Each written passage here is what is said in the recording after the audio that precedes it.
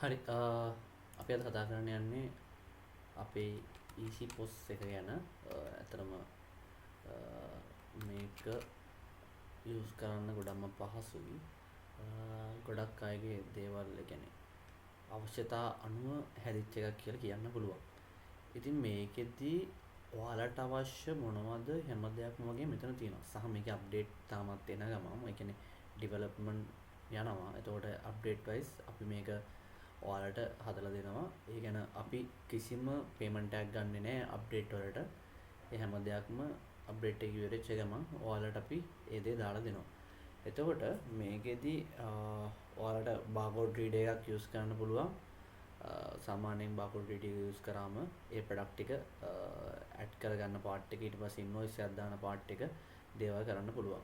අපි මුලින්ම ගියොත් එහෙම මේ හෝම් එකේ මෙතන තියෙන ඔයාලට අවුට්ස්ටෑන්ඩින් ඒ කියන්නේ අනිත් කස්ටමර්ස්ලාගෙන් කීයක් වගේ ලැබෙන්න තියෙනවද ඊට පස්සේ ඒ වගේ දේවල් ණයට දීපු සම්බන්ධ දේවල් මේ සිස්ටම් එක හදලා තියෙන කාට හරි ණයට දෙන්න අවශ්‍ය නම් ඒ දේවල් මැනේජ් කරන්න පුළුවන් විදියට.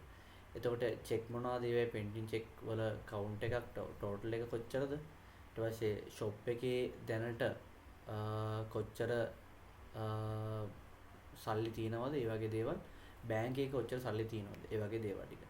ඊට පස්සේ අන්තිම දවස් 30 රෙවෙනියු එක ඊට පස්සේ සම්පූර්ණ ඉන්වොයිස් වල කොච්චර amount එකක් ඒ ඉන්වොයිස් හැදුනද කියලා.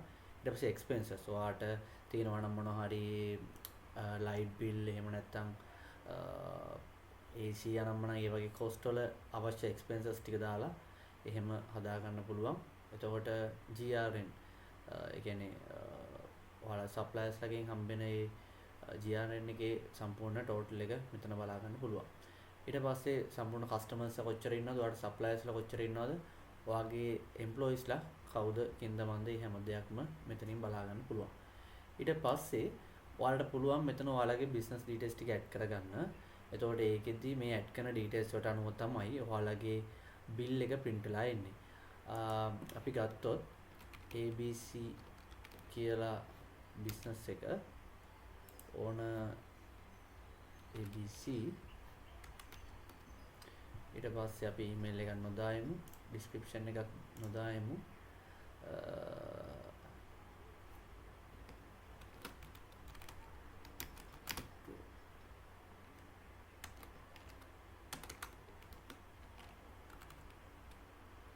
අපි ඒ වගේ දාලා ඔයාලට නම්බර් එකක් අනිවාර්යෙන් දාගන්න ඕනේ. අපි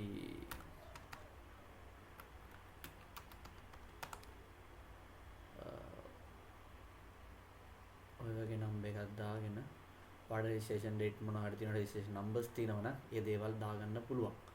එහෙම කරලා මේ ප්‍රොෆයිල් එක ක්‍රියේට් කරනවා.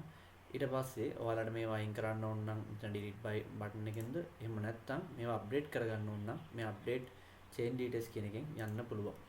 ඊට පස්සේ අපි ගත්තොත් මෙතන ඔයාලට තියෙනවා dark mode සහ light mode එක. ඔයාලට ඒ කැමති එක use කරන්න පුළුවන්. ඔයාලගේ අවශ්‍ය notification ඒ කියන්නේ ඔයාලගේ මොනවා හරි out of stock යන්න තියෙනවා නම් ඒ දේවල් notification, outstanding තියෙනවා නම් ඒ කියන්නේ credit වලට ගත්ත අයගේ details ටික ඒ expire වෙනකොට overdue වෙනකොට ඒ දේවල් ටික මෙතන පෙන්නනවා. ඊට පස්සේ මෙතන තියෙනවා ඔයාලට database එක backup කරගන්න පුළුවන්. ඒ කියන්නේ ඔයාලට හිතනවා නම් ඔයාගේ system එකේ crash එකක් වෙන්න තියෙනවා නම් ඒ කියන්නේ machine එකේ මොනවා හරි fault එකක් තියෙනවා නම් ඔයාලට machine එක format කරන්න ඕන නම් ඒ දේවල් ටික මෙතනින්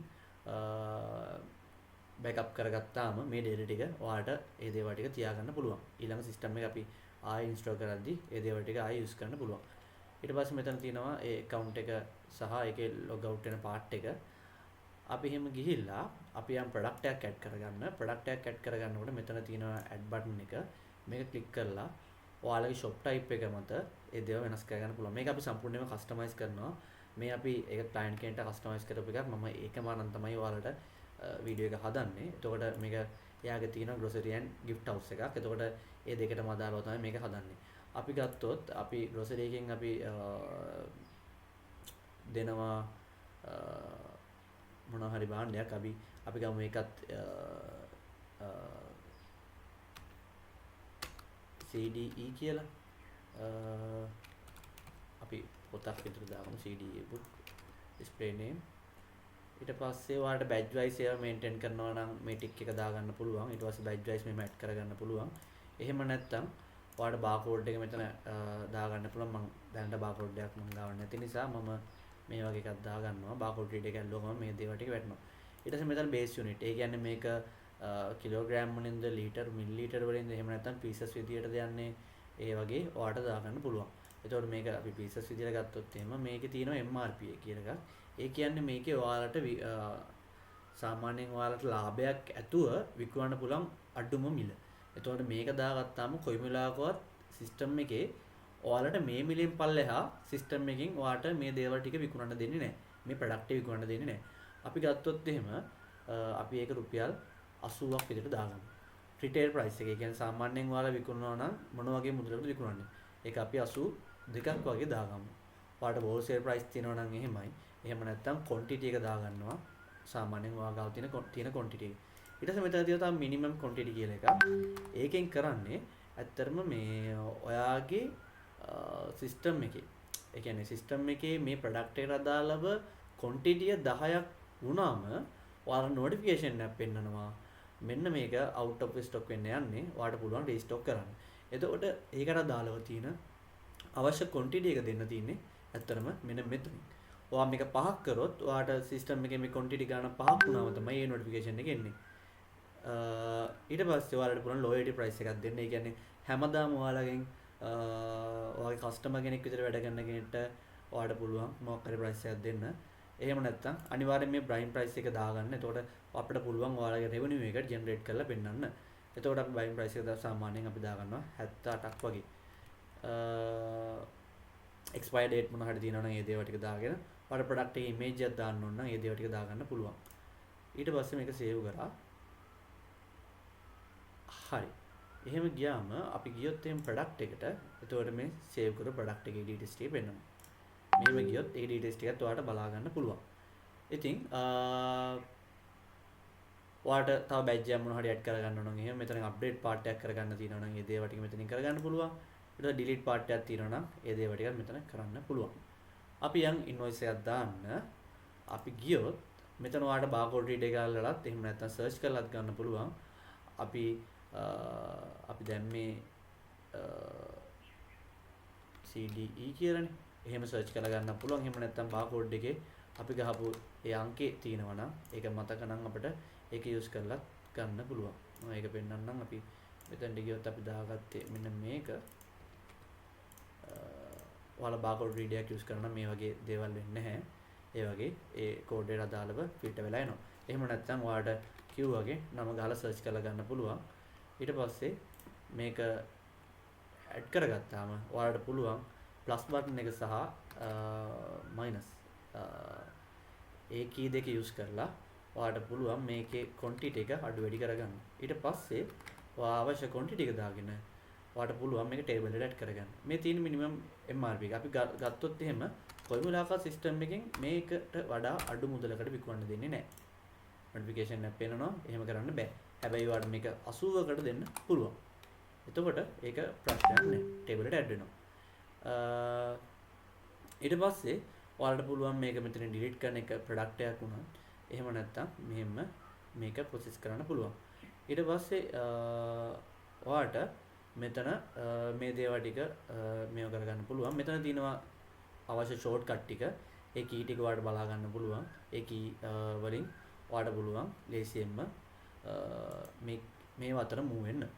අපි F3 පාවිච්චි කරලා ඔයාලට මෙතන සාමාන්‍යයෙන් රුපියල් 500ක මුදලක් හම්බුණා කියලා අපි දානවා. ඊට පස්සේ අවශ්‍ය balance එක ඒ හැම දෙයක්ම මෙතන පෙන්නනවා. ඊට පස්සේ ඔයාලට තියෙන්නේ enter එක දෙපාරක් press කරන්න විතරයි. ඔයාගේ bill එක print වෙලා සම්පූර්ණයෙන්ම ඒ ක්‍රියාවලිය අවසන් වෙනවා. ඊට පස්සේ ඔයාට හිතනවා නම් මේක කාට හරි ණයට දෙන්න ඕනේ. ඔයාගේ කවුරු හරි කස්ටමර් කෙනෙක් ඇවිල්ලා ඉල්ලනවා හැමදාම ඒ දේවල් ගන්න එක්කෙනෙක් ඇවිල්ලා ඉල්ලනවා ණයට මට ගන්න ඕනේ පුළුවන්ද කියලා. එතකොට ඔයාට කරන්න තියෙන ඇත්තටම මෙතනින් ගිහලා මේ new customer කෙනෙක් හදනවා.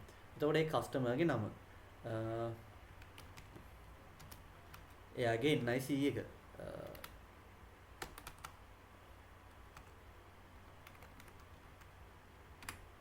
ඊට පස්සේ එයාගේ phone number එක ඊට පස්සේ එයාගේ ඇඩ්‍රස් එක. ඒ දේවල් ටික දාලා ඊට පස්සේ මෙතන තියෙනවා ක්‍රෙඩිට් ලිමිට් එක. ඒ කියන්නේ එයාට ඔයා උඩරිම ණය දෙන්නේ කොච්චර මුදලකටද? ඒක රුපියල් 5000කටද රුපියල් 10000කටද රුපියල් 20000කටද?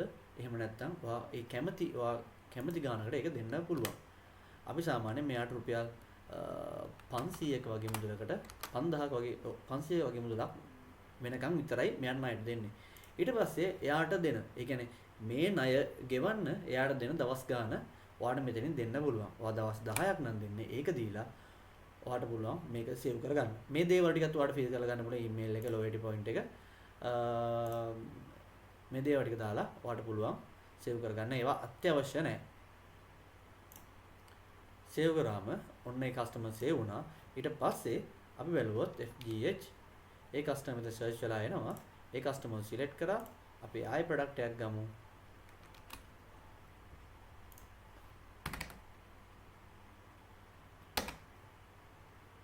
අපි යාට දෙන්නේ ක්‍රෙඩිට් වලට. අපි සර්ච් කරනවා FGH.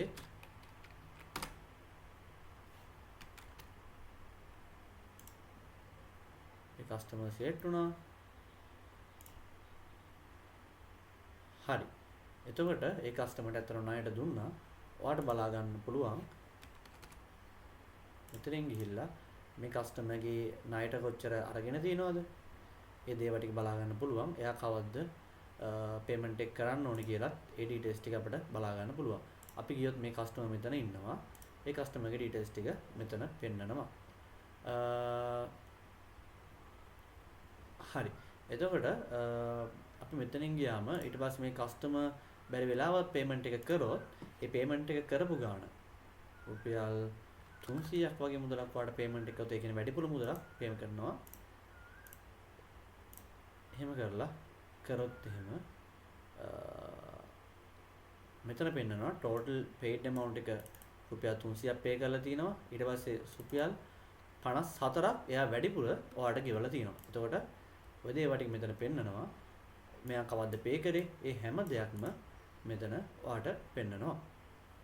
එතකොට ඒ කස්ටමර්ගේ ඩීටේල්ස් ටික ඔයාලට සම්පූර්ණයෙන් බලා ගන්න පුළුවන්. ඔයාලට එම්ප්ලොයි කෙනෙක් මැනේජ් කරගන්න ඕන නම් මෙතන ඔප්ෂන් එකක් තියෙනවා. එයාගේ NIC, එයාගේ full name ඒ දේවල් ටික දාලා සේව් කරගන්න පුළුවන්. ඔයාලට brand wise, category wise මේ product එක මැනේජ් කරගන්න ඕන නම් ඒ දේවලුත් මෙතන සම්පූර්ණයෙන්ම මැනේජ් කරගන්න පුළුවන්.